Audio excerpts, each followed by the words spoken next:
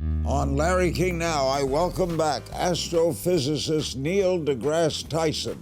Can I ask you a direct question I've never asked you? What's that? Who started all this? Do you believe in God? The proper question would be who or what started it. But I don't know. If I don't know, I'm going to say I don't know. I don't implicate elected leaders for anything because they're elected. So as an educator, what concerns me is not what the person you voted for says. What concerns me is who's doing the voting. Would you go to Mars? To the moon, Mars, I'm there. If I can take the family, get a good Netflix account, I'm good. And some good wine. And some good wine, exactly. Plus, Elon Musk, my gosh, why is everyone getting all on his case? If he wants to get high on a Joe Rogan podcast, and you let him be the individual that he is. all next on Larry King Now.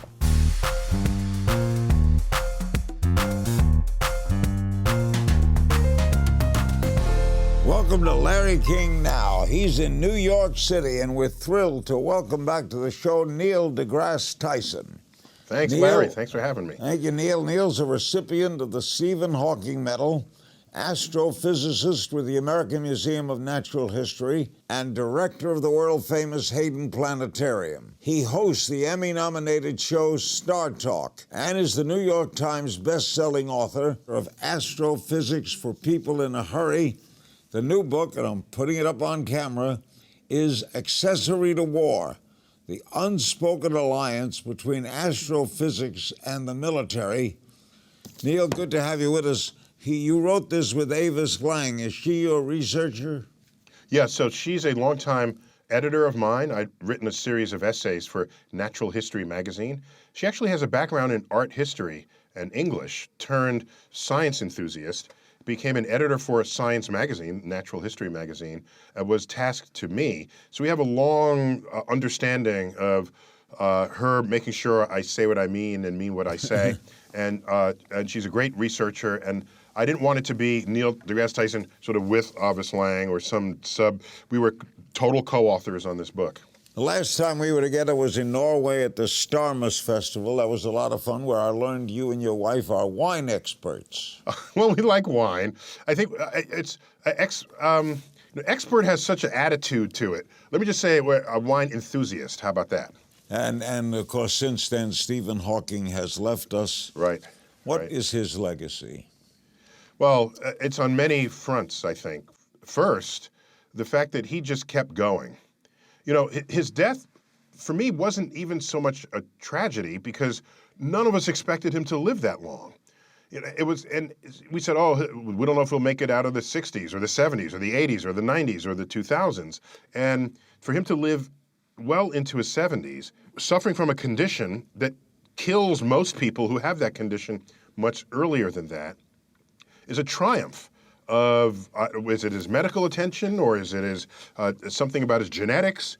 I don't know, but he was a source of inspiration for so many people, seeing what he could accomplish in the face of the challenges or the hand that he was dealt, the genetic hand that he was dealt. So there's that side of it, but also he was one of the deepest thinkers we had in the physical sciences, just realizing how he could take the laws of physics established by Newton and Einstein and others, and then put them together in a new way and give us a new understanding of how black holes work, about what happened at the Big Bang, about the structure and formation of the fabric of the space-time continuum, all of this. And he had a sense of humor.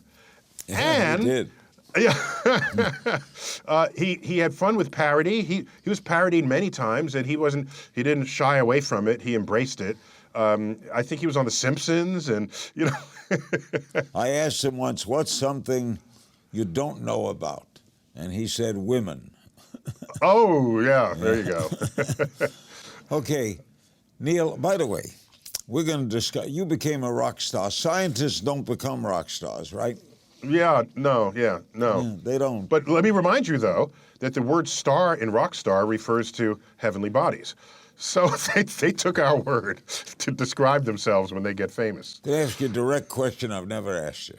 What's that? Who started all this? Do you believe in God? You mean the whole universe? Yeah. Who started Well, it? I'm happy to say when I don't have an answer to something. I said, I don't know. The proper question would be who or what started it. Because who implies that there's a man in the sky or some kind of human entity. But I don't know. And if I don't know, I'm going to say I don't know. There are people, though, among us who, when they don't know something, they still have to have an answer. Think of the people who spot UFOs in the sky. There's some light moving in a way they don't understand, so it's an unidentified flying object. But listen to what they do next. They say, wow, I don't know what I'm looking at. It must therefore be intelligent aliens visiting us from outer space. No, you have not justified. You can't say that you now know what it is after you just said you don't know what it is. So if I don't know how the universe got here, I'm not going to then assert that I know. I'm going to say I don't know. We got top people working on it. Before we talk about the book, you recently tweeted, sometimes I wonder if the natural state of an electorate is to be lied to by people in power because believing lies almost always feels better than believing truth. Why?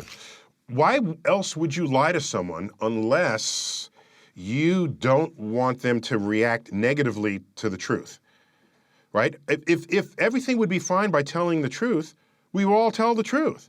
So the motivation for lying is to lessen the consequences of people having learned the truth.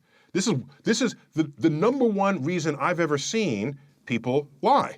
Right. So now you try to build a government, a system, an electorate, a civilization, and if lies percolate up into that which is spoken by people who are your leaders, then you have a house of cards in your society. And there are things that are built in society that actually have no foundation because you got there by lying. So yeah, I wonder and I worry, and this is an interesting psychological problem. It's an issue with us as a species. Why is it that we want to be told nice things rather than bad things, even if the bad thing is true? Were you referring to the current administration?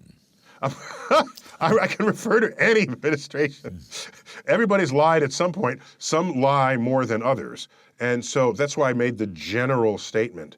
I don't implicate elected leaders for anything because they're elected. So as an educator, what concerns me is not what the person you voted for says. What concerns me is who's doing the voting. And if you're okay with people who are misrepresenting the truth or outright lying, you have that prerogative in a democracy. But I think we're all better off knowing the truth. Maybe that's my bias. Excuse me. It's a stupid prerogative. Lie to me. Lie to me. Lie to me. And we. After the break, accessory to war, Neil deGrasse Tyson details his new book on the alliance between astrophysics and the military. Plus, we'll talk about the latest from NASA and Trump's Space Force. Stay with us. The book is Accessory to War. The guest is Neil deGrasse Tyson. Okay, what prompted you to write about astrophysics and the military? Well, I'd always known there was some resonance between what we do in astrophysics and what the military cares about. Because, for example, we care about detecting really dim things with multispectral imaging, not just visible light, but infrared, ultraviolet, gamma rays, X-rays, microwaves. We care about this. Oh, by the way, so does the military. They care about detection. The entire intelligence foundation from high ground, and in modern times, high ground is space, is founded on the ability to detect something with high resolution. That overlap with us in astrophysics has created this long relationship. Oh, by the way, it's not only detection, it's navigation. And I can make the obvious point that the early explorers needed to know where they were going on Earth. Who's going to help them do this? It's the astronomers of the day who know that from different parts of the Earth, the sky looks different to you. And you can figure out where you are on Earth if you know deeply what's going on in the night sky. And how does the military use that? The military would see what we can contribute to their ability to find their targets as an important asset to their command and control. So I'll give you an example. Captain Cook. We all know Captain Cook. He went to the South Pacific. By the way, he was equipped with brand new navigation tools. And he was told, find the coordinates of all new coastlines you come across and bring them back. And within 20 years of his voyage in the South Pacific, Great Britain took control over Australia, Fiji, Tasmania, New Zealand, Cook Islands. There's a whole set of countries down there that have the British Union Jack as part of their flag. This all traces back to Captain Cook. The navigational ability that he had was given to him by astrophysicists. Have you worked with the government on aerospace and stuff? Have you personally sat with generals? Yes. I was appointed to a commission in 2001 under George W. Bush to study the future of the aerospace industry. And that commission, it was 12 of us, had captains of industry, captains of labor, head of the Aerospace Machinists Union. It had members of Congress from both extremes of political stripe. It had 4-star generals. And in this, we discussed the future of something fundamental to the American identity, our ability to get around with using aerospace assets. It's transportation, it's security, it's commerce. You get something from Amazon on your step the next morning, an airplane brought it there. So that industry was falling on hard times and they needed advice. So I contributed to this, but it was around then that I realized there must have been astronomers and astrophysicists in these kinds of conversations across the world and through time. And that's when I thought to myself, maybe there's a book in this. I can compile all the ways my scientific brethren, especially astrophysics brethren, have contributed to this enterprise. Military people want to kill people. Scientists, astrophysicists do not. Is there any problem there? Excellent question, Larry. Thank you, Neil. So there's conflict. There's the fact that I can invent something in my field that the military could look over the picket fence and say, oh, we like one of those. Let's take what you just did. I actually have no control over that because Einstein and the A-bomb. There you go. You publish in peer-reviewed journals that are publicly available. Now, here's where the rubber hits the road. The military invents something for command and control or reconnaissance or whatever, and it's used for clearly military purposes, and we look over their fence and say, hey, when you declassify that, that will greatly help my work. Do you take that or do you not? And almost all of us take it. The best example is Project Keyhole. There's a series of telescopes that look downward from orbit. And we said, hey, that's a pretty good telescope. When they got declassified, we got one of those. And you know what it was called? The Hubble Space Telescope. You're damn straight we took the telescope, even though it had complete military foundations behind it. What do you make of Trump's Space Force? A lot of people mocked it just because there's people who just always mock the president. Just because it came out of his mouth doesn't mean it's a crazy idea automatically. And it's not a crazy idea. I don't have a horse in that race, by the way, but the Air Force already has the U.S. Space Command as part of its operations. And if you have a Space Force, that just slides out and comes out under this new branch of the military. And if you're going to do that, I would throw in a couple extra things like I throw in, why don't you clean up the space debris while you're at it? That's a defense posture. And how about asteroids that might render us all extinct? So it's not a crazy idea. It's no crazier than the Air Force separating from the U.S. Army, which happened after the Second World War. So, and no one questions the value of an Air Force as its own entity. The command and control is different. What you need to train a soldier is different. The engineering is different. So it makes sense.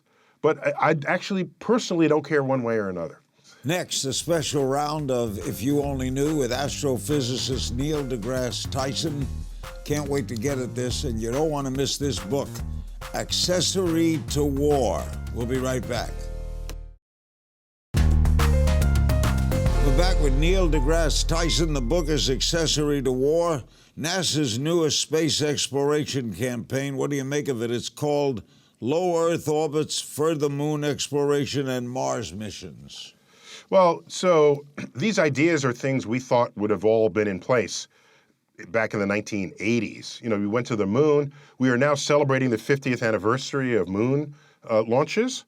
It's 1968. We first went to the moon with Apollo 8. I was and there. then Apollo. Yes. I was in Florida, watched it go up. Yeah, there you go. And so over the next several years will be the 50th anniversaries of these. It's an occasion to take pause and say, why didn't we continue? Why are we talking about this now? Why isn't it just history that we've got colonies on the moon, Mars, and beyond?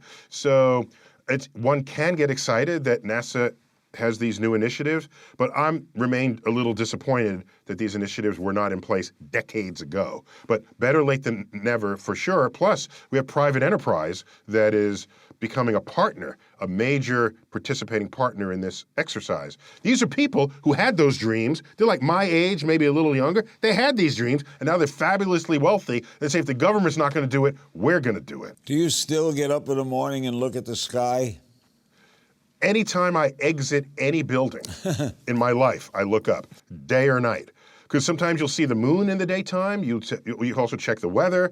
What's the sun doing? Is it a particularly beautiful red sunset? I'm looking up all the time. In the city, it's frustrating at night because you can see about 6 stars. But I'm dumbstruck, starstruck when I visit Arizona or these desert places and I look up and the sky is what I remembered it to be when I first saw it at the Hayden Planetarium as a kid. Would you go to Mars? So people say, do you want to go to space? If space is only driving around the block, boldly going where hundreds have gone before, the answer is no, that's not space to an astrophysicist. You want to send me in space? Send me to a destination. To the moon, Mars, I'm there. If I can take the family, get a good Netflix account, I'm good. And some good wine. And some good wine, exactly. Okay, we play a little game of If You Only Knew. We just throw some questions at you. Let's do it. Best piece of advice you ever got? In the world, I got this from my father, you only really start making money when other people figure out how to make money off of you. Worst piece of advice you ever got? Arrange your life so that it is as orderly and as controlled as possible. What's the last good book you read? I read a book. I read historical books as well. So, books from history. A book by Schrodinger, What is Life?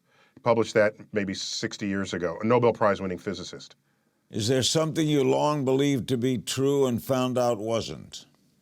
I try not to believe things are true in the absence of evidence. So that rarely happens to me. I just sit there saying, I don't know, and then it's confirmed. So that doesn't happen often because I don't hold strong truths that are based on beliefs rather than evidence. So, yeah.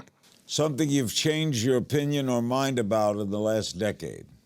On whether you can keep AI in a box against its will. I used to think, yeah, I can keep AI in a box because if it comes out of a box, I can just shoot it. And then I've changed my mind about that. AI, artificial intelligence, if it's smarter than I am, it will completely outsmart me. And it will know in advance what I want to do or choose to do, and it'll be ahead of me at every step, and I will be helpless in its intelligence. Pet peeve? I have stupid pet peeves. One of them is people don't use the word hopefully correctly in a sentence. And that's it's a literary pet peeve. And it's Give hopefully me an example.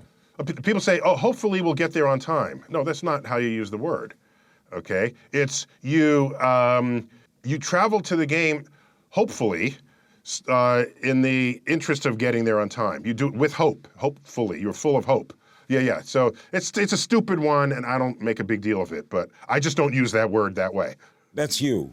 Yeah. Something people get wrong about you. They think that at home, my books all are about things that I already care about. Most of the books I have at home are about completely different things. People say, oh, are you anti-God or atheist? I have shelf upon shelf of religious books. Shelf upon shelf of books on pseudoscience, on astrology, on mysticism, on all of this. Because I like knowing how people think about this, so that when I encounter them in the real world, I can have a meaningful conversation with them and not discount them without having walked a few miles in their shoes. So when you meet a deeply religious person who believes that someone is up there, that there is God, there's Heavenly Father, do you discount them? How do you approach that from a scientific mind? No, I approach it from the mind of a citizen of the United States of America, where our founding documents protect the free expression of religion. Because in that, I'm an American citizen first, and in that capacity, I have no issues with any kind of religious expression that people have, provided that they don't then presume that their religion is a foundation for a science curriculum that would end up in a schoolroom. Because you don't have scientists knocking down the Sunday school door saying, that might not necessarily be true and you should be teaching Darwin. We don't do that. Atheists don't even do that. So for a deeply religious person to knock down a school door of a science classroom, that's when I say you're crossing a border there. What's a technological advancement you wish didn't exist? Wow. I'm against the cell phone. Yeah, no, that's good. No, Larry, no, you're not getting me to say that. Yeah, I know, but I know you.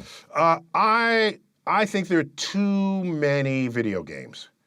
Agreed. And they become a distraction from productivity in our lives. Yeah. What's a planet that intrigues you the most? Saturn. The beautiful rings, moons. It's just striking. It's the first cosmic object I saw through my first telescope, and that's you're imprinted for life after that. Person you think has had the most profound effect on society in the last several decades? Yeah. If I had to pick one, I'd say President Obama. Just the first black president, and people had to contend with that and deal with that and come to terms with it. And whether you was for him or against him, it had an impact on what went on in this nation. What's your personal proudest accomplishment? Whoa. Well, you don't have to answer. It's not a corporate. No, I don't, because pride is not something I walk around with actively thinking about. Okay, I hear it. I got one. You ready? I got one. That book you're holding now? Yep. Just showed up on the New York Times bestseller list at the same time as my Astrophysics for People in a Hurry. So there are now 2 science books in this list of 15 on the New York Times bestseller list, and I happen to be the author of both of them. Congratulations. I'm really feeling that. I look calm here, but I'm feeling it. In our final moments with Neil deGrasse Tyson, he'll be answering your questions from social media. The book is Accessory to War. We'll be right back with Larry King Now. We're back. We have some questions from the internet at KJM1016 on Twitter. What do you think will be the biggest life-altering innovations for humans in the next 100 years? Oh, I got one for the next 20 years, and that's our power of control over the human genome, where we can then alter the genetic identity of what it is to be human. And yes, there's total diabolical consequences to that if in the wrong hands. But if in the right hands, you can get rid of diseases that have curtailed the lives and alter the lives of so many people. You can possibly live longer. And if you can hang on long enough for that, Larry, we keep you going. Yeah. Okay, wind for me up. another 100 years. Yeah. So biogenetics is in the near future, not even the next 100 years. Look for it. At Buff Vegzo on Twitter, on one of your Larry King interviews, you had a very moving scientific explanation of what happens when you die. After watching it, I wanted to know if you're afraid of death. Yes, I fear death because I'm born knowing only life. And of course you fear something for which you have no life experience touching. But at this point, I do not fear death because on my tombstone, what I want written is a quote from Horace Mann. Be ashamed to die until you have scored some victory for humanity. And I think in my life, and this week I turn 60, I know that I'm a young tyke to you, but You're a baby. I'm a baby. I got just born times baby. older than you. it, Larry. I'm born the same week that NASA was founded. I think I've accomplished enough in my life so that if I die, that tombstone will still be true for me. Yeah, good. So, no, I don't fear death. I fear not having accomplished all that I could have before I die. Daniel Marr on the Larry King Now blog. If you had a day to spend with President Trump, what topics would you cover with him? I would give a full explanation of what role innovations in science and technology play in the growth of economies. He's a businessman. At some level in there, he thinks about business decisions. And there's no more impactful force operating on the profitability of a business than what innovations you have that give you an advantage over anyone else. Your competitors, in this case, would be nations. Can we get back in the ring the way we were in the second half of the 20th century? I think he could respond to that in a way that could benefit us all, if I had a day in the room with him. Ian Thompson on the Larry King Now blog. Despite some of his recent troubles, what do you make of Elon Musk?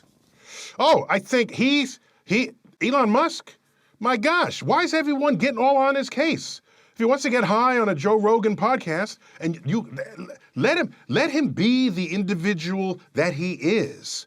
And he's creating, he's a force in society that's like a cross-pollination of Thomas Edison and Tony Stark from the Avengers, okay? You cross-pollinate those two folks, you get Elon Musk. Now, he's got a publicly traded company.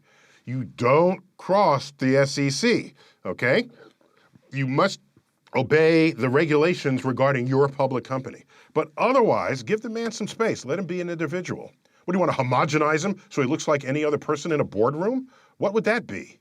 M. Day Greenbald on the Larry King. Oh, by the way, as they say, to be a genius is to be misunderstood, but to be misunderstood is not to be a genius. Just want to make that clear, okay? M.D. Greenbald on Twitter. Do you think there is a flat planet in the universe? No.